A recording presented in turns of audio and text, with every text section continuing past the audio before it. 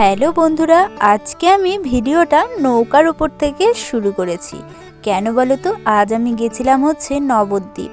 তো নবদ্বীপ গেছিলাম। প্রথমে আমরা নবদ্বীপ যাওয়ার জন্য এদিকে দেখো নৌকাতে উঠে পড়েছি। আর ওই যে একটা সাইডে নৌকাগুলো কত বড় বড়, তাই না? ভীষণ সুন্দর লাগছিল। আর এই যে দেখো মায়াপুরের মন্দির। আমরা আজকে মায়াপুর যাব না, আজকে যাব হচ্ছে আমরা নবদ্বীপ ঘাটে স্নান করে পোড়ামাতলার মন্দিরে আমরা পুজো দেব।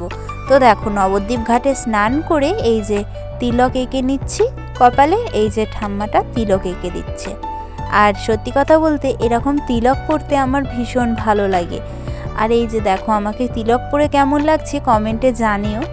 আর এদিকে দেখো আমার বোনও তিলক পরে নিয়েছে, ওকেও ভীষণ সুন্দর লাগছে। তারপরে আমি, আমার বোন, পিসিমণি, দাদা, পিসেমশাই সবাই মিলে চলে গেছিলাম পোড়ামাতলার মন্দিরে। তারপরে আমরা পোড়ামাতলার মন্দিরে পুজো দিয়ে নিয়েছি।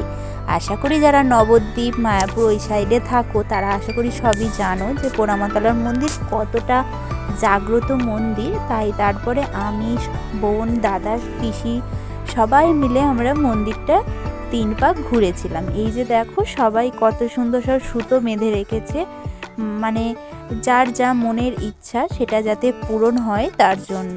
এখানে পুরো গাছটা জুড়েই অনেক সুতো, ঢিল, অনেক কিছু বাঁধা ছিল।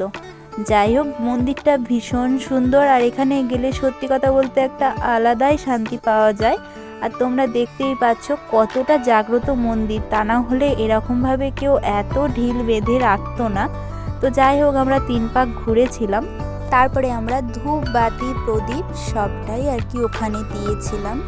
আর যখন 3 পাক ঘুরছিলাম আমি ভাবলাম কিছুটা ভিডিও করে নেওয়া যাক, যাতে আমি তোমাদের সাথেও শেয়ার করতে পারি। আর এই যে অনেকেই আর কি ঘুরছিল।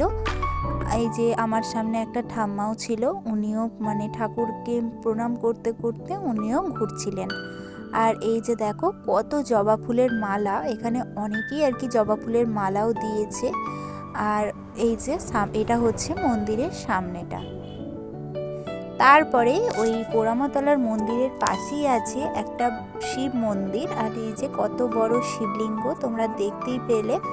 আর তারপরে আমরা একটু ঘোরাঘুরি করার পর কিছু ফটোও তুলে নিয়েছিলাম, তোমাদের সাথে সেগুলো শেয়ার করছি দেখো। আর তারপরে খাওয়া দাওয়া করে আমরা বাড়ি চলে এসেছিলাম। আর এই যে পোড়ামাতলার মন্দিরটার কিছু পিকও তুলেছিলাম, দেখে নাও।